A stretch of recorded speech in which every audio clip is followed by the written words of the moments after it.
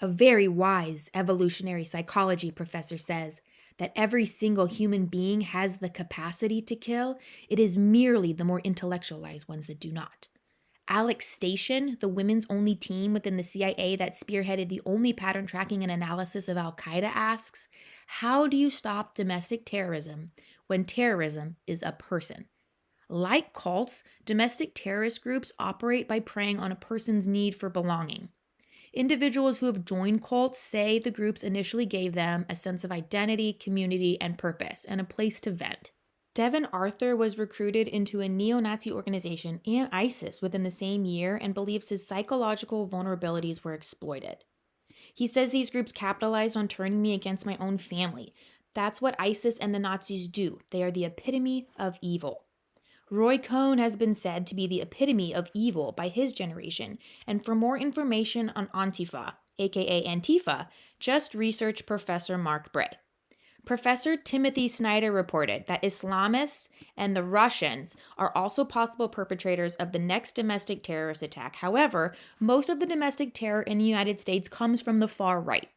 A clear and present danger to national security, white supremacists, anti-government extremists, and involuntary celibates are the three pillars that comprise the far right. These individuals are different than the far right of the political spectrum and from other criminal organizations that solely operate for financial gain, as domestic terrorism is rooted in moving the ideology forward. For instance, the Russians are still trying to annihilate our American democracy and attempted previously through targeted and tailorized messages sent through social media platforms to sway the 2016 election by using Ocean, a psychological framework that measures a person's openness, conscientiousness, extroversion, agreeableness, and neuroticism. And this had a ripple effect into the January 6th insurrection. According to CSIS, U.S. active duty military personnel and reservists have participated in a growing number of domestic terrorist plots and attacks, and there should be a focus on soon-to-be veterans. Betrayal, the most betrayed American. Jen reports that veterans need financial support and are suffering from a lack of sufficient support and respect. Barbara Perry, an expert in hate crime, says that between 1985 and around 2015, there were over 120 incidents of violence associated with the far right, yet during the same period of time, there were only 7 incidents of Islamist-inspired extremism. And that really puts into context what the risk is and why it's time in Canada to wake up to the threat of the far right movement. One reformed neo-Nazi says individuals are trying to outdo Timothy McVeigh in sheer number. Now, Timothy McVeigh has historically been labeled as an anti-government domestic terrorist. However, research indicates he was carrying resentment from the Gulf War, had expressed white supremacy sentiments during his service, and upon his return to the States was deeply affected by the FBI's entrapment of Randy Weaver at Ruby Ridge and the events in Waco regarding the religious cult, the Branch Davidians.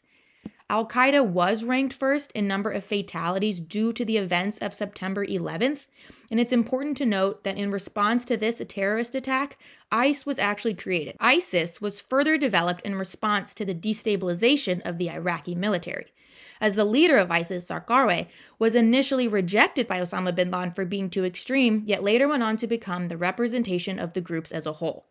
We also see this with the German National Socialist Party in Derlewanger and at least 2 neo-national socialist movements within the United States, the ANP and the ABT. Some parallels between the German National Socialist, Islamist, and white extremist organizations are structurally in a paramilitary fashion where orders are followed from the top down.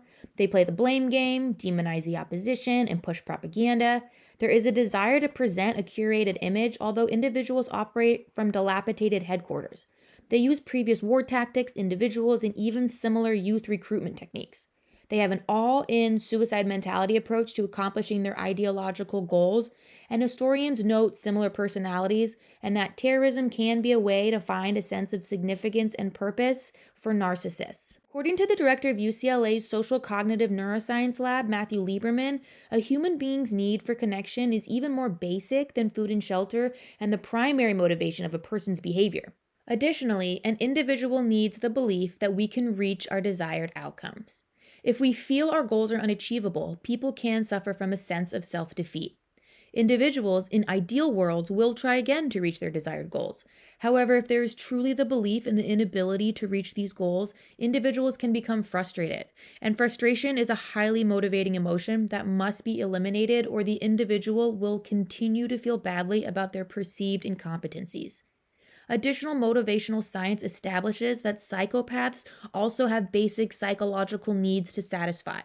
And when need satisfaction is continually denied, individuals are prone to turn to less socially acceptable strategies to remove or redirect this frustration. So, Psychology Today summarizes that in the mind of the killer, murder may be their emotion reduction strategy of choice. With this understanding, we can actually more clearly see these violent and criminal acts as a common response to perceived loss. Violent extremist Adolf Hitler felt immense loss for World War I, and Osama bin Laden felt immense loss for the Gulf War. And even white Southerners faced the losses of life, property, and in their perspective, honor. For the KKK, their white supremacy and anti-government sentiments were further intertwined during Reconstruction. The Ku Klux Klan was initially formed as a fraternal drinking organization where they could vent grievances, but then had the idea to create psychological warfare over the recently freed slaves, only to become, according to the SPLC, the oldest white supremacist organization and crime syndicate. The skinheads who originated from Britain as a youth group were pushing back on job loss due to immigration. Mark Lane from the documentary Skinheads USA Race War America Undercover says his mother told him several times that she hates the fact that he's a skinhead and wants him to be the star quarterback on the football team, Mr. Popular Guy, or an all-around American kid. In contrast to the KKK, the foundational ideology of the American Nazi Party and the Aryan Brotherhood of Texas and additional neo-Nazi groups is to idealize Adolf Hitler. But by the late 1970s and early 80s, white extremist organizations ultimately united, given there was more interest from potential recruits for paramilitary opportunities in neo-Nazi organizations versus the Klan, yet all retained pseudo-Christian sentiments. Historians emphasize the reminder that during Hitler's childhood, conversations of racial and ethnic superiority were normalized, and Hitler was merely selected to move the ideology forward. It's been said that the racial division within the American South was used as a blueprint for his Nuremberg laws. In the three-part series Exterminate All the Brutes, it touches on how the ultimate goal of the church and the European rulers was about gaining wealth and power through annihilation. And the origin of the ideology of white supremacy began when the Pope approved the establishment of the Spanish Inquisition. Reformed individuals agree that, like generational trauma, white supremacy is learned. Racial and ethnically motivated violent extremism has been a national security threat since at least the 1950s and 60s, when the FBI vaults indicated that the leader of the American Nazi Party, aka the ANP, was targeting the office of the presidency to further its ideology. Publicity was the backbone of the ANP's strategy and activities. The leader once commented that an assassination attempt would garner worldwide publicity. Interest in the ANP came from the educationally impoverished, accompanied by their mental illnesses and violence displayed throughout their various crimes. In 1961, 3 members were arrested and charged with carnal knowledge of underage females. In 1962, an ANP member was awarded the Silver Medal for his assault on MLK Jr. In 1963, 4 Long Island youths attended an ANP event and then perpetrated gun violence at their teacher's home and their school. And by 1964, that same leader said, "Our cause is almost ridiculous. We are ridiculous." By the start of the 21st century, Senior Special Agent ATF Rich Benning stated that the Aryan Brotherhood of Texas, aka the ABT, was the greatest domestic terrorist threat to the United States. ABT members were responsible for the majority of drug trafficking and gun-running busts, often through a Mexican mafia and a cartel, and were responsible for more homicides in the Texas prison system than any other gang. The ABT was also responsible for their own manufacturing, distribution, and methamphetamine use. To get an inside look into methamphetamine use, watch Brent Renaud's documentary, Meth Storm. Members were also involved in their own kidnappings, in-gang fatalities, prostitution, and the atrocious murder of Breonna Taylor, due to Tiger's paranoid suspicion of her working with law enforcement. Tiger is also a nickname within the KKK, and he confirmed what Breonna Taylor's mother knew in her heart, that her daughter was calling out for her mother. Anne Frank wrote, "I still believe, in spite of everything, that people are good at heart," in 1944. If you doubt love's power, watch The Zone of Interest and then The Commandant. And ultimately, to minimize feelings of loss that bring about violent situations, we need to install additional avenues for susceptible youth. Dr. Bernice King Jr., yes, the King's youngest daughter, has worked alongside Daryl Davis, who provided a new avenue for friendship that resulted in at least 200 Klansmen like Scott Shepard giving up their titles and robes. and she likens joining a white supremacy organization to how young Black youth join a gang, and that it all stems from a lack of unconditional love. According to the Times of Israel, Frank, whose life was paralleled in American History X and who spent time in jail for crimes against an anti-fascist activist, renounced his ways after befriending prisoners of other ethnicities, and he speaks about overcoming prejudice now. And he testified before the United States Congress about neo-Nazi efforts to infiltrate the police in 2020. This infiltration is mirrored in previous efforts by the KKK. Additional like-minded reformists have successfully navigated their way out of these cult-like situations by being insightful and courageously filling up their calendar with alternative activities that ultimately kept them safe from further developments within the organization. Historians confirm that Nazism was definitely a cult and operates like a political religion. Auschwitz-Birkenau Memorial and Museum tells us to remember that the Holocaust started with politicians dividing the people, with us versus them. Adolf Hitler started with anyone considered his leftist opposition, and a day before signing the Enabling Act in March of 1933, he sent his first prisoners to Dachau in order to then spread fear throughout the communities.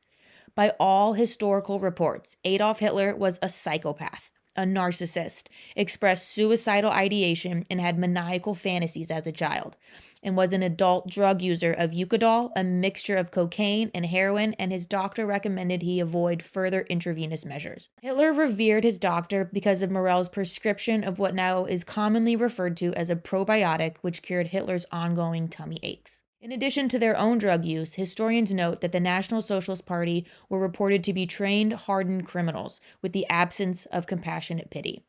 For instance, one policy put in place within youth recruitment was the pet policy requirement, in which National Socialist youths were instructed to adopt and care for a pet and then ultimately destroy their pet to align with the overall goal of demanding the annihilation of the empathetic and sensitive man within themselves. From a psychological perspective, the brain and the body want to be healthy, so this defeats this purpose and the purpose of humanity. But if any individual failed to meet these requirements, they were not permitted to join the movement. Although Hitler wanted to present the image of a European monarchy handcrafted by Hugo Boss, the National Socialists had failed to meet their own standard, as he and many of his men suffered from mental illnesses and physical deformities. One such member was the son of the very first German governor of Southwest Africa, and he was encouraged to use the Second Reich as a blueprint for the Holocaust. Aiming to be more self-reliant, World War II was funded through stolen raw materials, forced labor, and the world's most expensive art trafficking scheme. Hitler felt immense loss when the degenerate art exhibit outperformed Hitler's German art exhibit, and he was rejected twice from the Academy of Fine Arts in Vienna. For real though, have y'all seen any precious artwork lately? Because this art trafficking scheme amounted in conservative estimates to at least $200 million worth in stolen property and extended as far as Mussolini's own hands. Just ask Simon Goodman about his family's history after you watch The Secrets of the Dead, Plunderer, and the Gutman's family's tragic loss with your new PBS passport, and learn even more about the development of our American museums and tax write-offs, and then join us in the larger conversation. This was a far-reaching criminal operation of targeting and robbing households of their artworks and cultural assets, and separate from the $86.8 billion that the German government has paid in restitution thus far. According to Living with Hitler, war and National Socialism go hand in hand. Marianne Williamson has challenged Eric Trump to a debate on Christian nationalism with Brian Recker, as fascism is seen as extreme nationalism, which is tied to notions of racial or ethnic purity, and we see this extreme nationalism in Project 2025 and its origins within Christian nationalism. Professor Mark Bray says, not lightly by any means, that MAGA is a fascist movement. And similarly to Project 2025, the incel movement aims to place women back into what they perceive to be traditional roles. It started as an online forum created by a woman for lonely individuals to interact during the 80s, but by 2014 it had turned into something else entirely. According to the incels themselves, they are angry and frustrated young men who equate physical attractiveness to self-worth. From an evolutionary psychology perspective, the incel ideology is already fundamentally misguided in its looks-maxing mentality, as women's number one preferred trait in a mate is not looks, it's status. For a woman's perspective on this type of domestic terrorist who will always serve as a prime example of an incel, watch Olivia Goncalves' victim impact statement. Because her sister Kaylee and Maddie and Xana and Ethan were just too gorgeous for BK to handle. BK's leader was seen as a hero to his cult following and diagnosed with schizophrenia and bipolar disorder, as well as multiple other leaders within this movement. The incels themselves note feeling disincluded and blame the internet for their indoctrination and subsequent activities. Barbara Perry says our national security doesn't just rely on or revolve around physical security, but also the sense of inclusion. And anything that weakens our sense of togetherness or unity weakens our resilience to withstand other kinds of attacks. So to Canada, it's going to take all of us to fix this. But girls just want to have fun, and men have been attacking the bonds of sisterhood for centuries. Much like how the KKK used psychological warfare to maintain oppression over the recently freed slaves, the patriarchy and medical professionals went to great lengths to conceal the blatant evidence of female happiness. The medieval data is clear. Unmarried women lived exponentially greater lives than their married counterparts. Yet women's independence was pathized. Their self-autonomy, confidence in their own minds, and happiness and their mental health was systematically attacked while being presented as compassionate healthcare. But it was actually a highly coordinated and far-reaching operation that targeted the fortunes of prosperous merchants like the one in Nuremberg and countless others, all with the relentless help of these medical gaslighting campaigns. Maiden madness was diagnosed as a proficiency in mathematics, an ability to manage finances, extensive correspondence, travel, and an unnatural satisfaction with solitary life. And the only cure was male intervention and male control. Similarly, terrorizing populations into submission was something the Nazis were very good at. They don't want people to stop and think about options, says Ruth Galazier, aka the Polish Anne Frank, who wrote about hell so we wouldn't let it happen again. And journalism has become one of the world's most dangerous professions. More than 100 journalists have been killed every year since Brent Renaud's death, and he was killed in Russia, armed only with a camera. Of the 6 types of courage, Jim Foley knew he had physical courage, but said, if I don't have the moral courage to challenge authority, to write about things that are going to maybe have reprisals on my career, then we don't have journalism. His friend Nicholas recalls while being together in ISIS captivity, what James used to say to me is that God is the same. Religion is like a language. If I tell you I love you in French or Japanese, what's the difference? The importance is the feeling. The importance is the love. And you don't have to be religious to enjoy hearing that St. Anne represents the hope of the patriarchs as a mirror of obedience, patience, and devotion. She is a vessel full of grace, a refuge for sinners, the gate of salvation, and the joy of the angels. And little Anne Frank became the symbol of equality in the face of persecution, and she was just a little girl who watched as her classmates disappeared and who loved clothes, hairstyles, film stars, and boys. With an abundance of her own self-love and faith, she turned her pain into purpose, and we, in turn, continue to turn her pages. She may even encourage us all now to use the light within ourselves to see our way out of this darkness. She knows it's hard work, but we really can all reach across the tables and become friends. So for Annelies Marie, for Margot, frankly, for the engineers, scientists, musicians, doctors, artists, lawyers, and just living human beings with summer houses and winter adventures ahead of them, for Naftali First, who asks why are they called survivors when he believes we are just embers that didn't burn in the great fire. And the embers tell us that in times like these, we must use our voices to speak out. Because in America, we are indivisible, and we must never, ever forget how blessed we are. This is just a little wisdom on domestic terrorism, and I hope to see you all soon. Good night.